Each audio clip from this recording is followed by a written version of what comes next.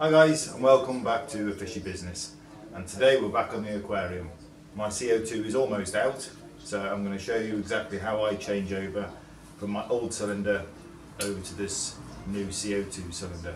Okay, so this is my CO2 regulator, which I purchased from Co2 Art. It's been a really good regulator I've had for about 10 months.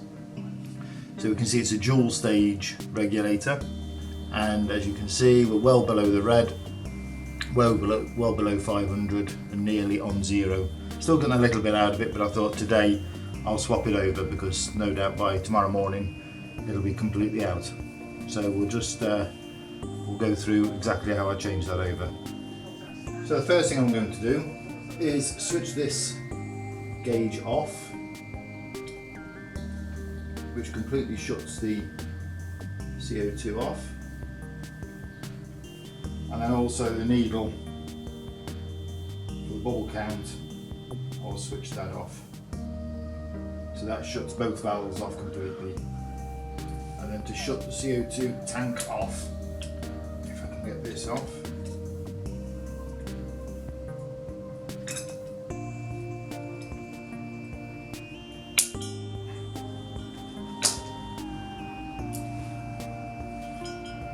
So now the extinguisher is actually switched off.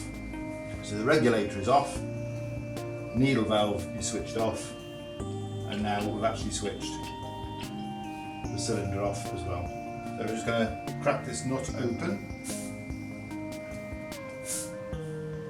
A little bit of CO2 still in there.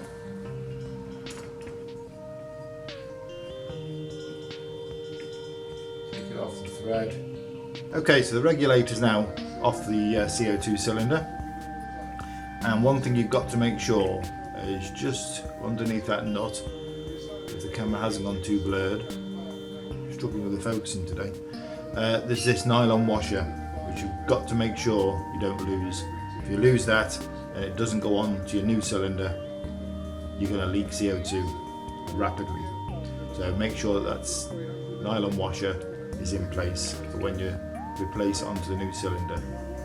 Okay, so making sure that this nylon washer is still attached, you can see that there. We're going to mate that up to the thread, bring the nut up and just slowly turn that nut, making sure we're not getting cross thread, and just move the regulator about slightly just to allow that nut to go on and find itself. And we're just getting there now, hand tight. Okay, so we're hand tight there, and we're just got to nip that up now without over tightening it. Right, I think that's tight enough. And there we have it. So now we're going to switch on, pull the pin out. So here we go, switch on. And as you can see, the pressure has gone right up to 900. Zip tie around. Right, and that's got that securely. Nip that off. Now we can see that it's reading between 8 and 900, and then we're going to put on the pressure to bring this up to about 40 pounds. So we're going to switch this back on. The solenoid is switched on, the valve's opened up, and we're going to turn the needle valve for the bubble counter. CO2 coming through.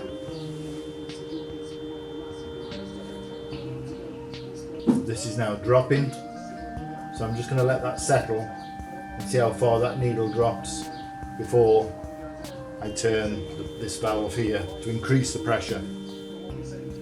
You can see the bubble counter's dropping now, so I'll increase this, take it up to about 30 pounds. Bubble count is now quite rapid. Go back that back down again, because I've actually got an inline bubble count which is just around the corner, so I don't really read too much into that. Okay, so as you can see, the inline bubble counter is that's probably running just about right for my tank. I'm getting a nice lime green on the dropper, CO2 dropper inside the tank, and usually about 3 o'clock, 4 o'clock, an hour before it switches off in the afternoon, it's just starting to have that yellow colour, but it switches off at 5. So it's right on the borderline of going to yellow when I've got the bubble counter on that sort of ratio, which is probably about 3 bubbles a second, something like that. But I tend to go by the dropper, CO2 dropper inside the tank, and I move that about each week to try and get an even reading in the aquarium. As I say, it's just starting to tinge towards the yellow at about 4 o'clock-ish. It switches off at 5, and the fish seem happy. They don't seem stressed by that amount of CO2 in the tank, so if they're happy, I'm happy. Okay, so I'm just putting some bubbles around the joint, and this will just tell us if there are any leaks. I can't see anything there. The last CO2 extinguisher lasted about 5 months. I've got my own supplier for these fire extinguishers. They're roughly £20 a pop, so I'm quite happy with that if it lasts 5 or 6 months. So I'm trying to get one in use and then one as a spare, so I'm going to order another CO2 cylinder perhaps next week. So I've got one as a backup ready to do the replacement, so I'm never without CO2. So I'm quite happy with that. I'm going to put that back inside the cabinet. So let's get this back in place if we can. There's not a lot of room in here, but it does fit in there nice and snug where I can check it each day. Okay guys, I hope you enjoyed that short video of me changing the CO2 cylinder on my aquarium. If you enjoy my videos, please give us a like, subscribe and leave some comments. Until next time guys, see you soon.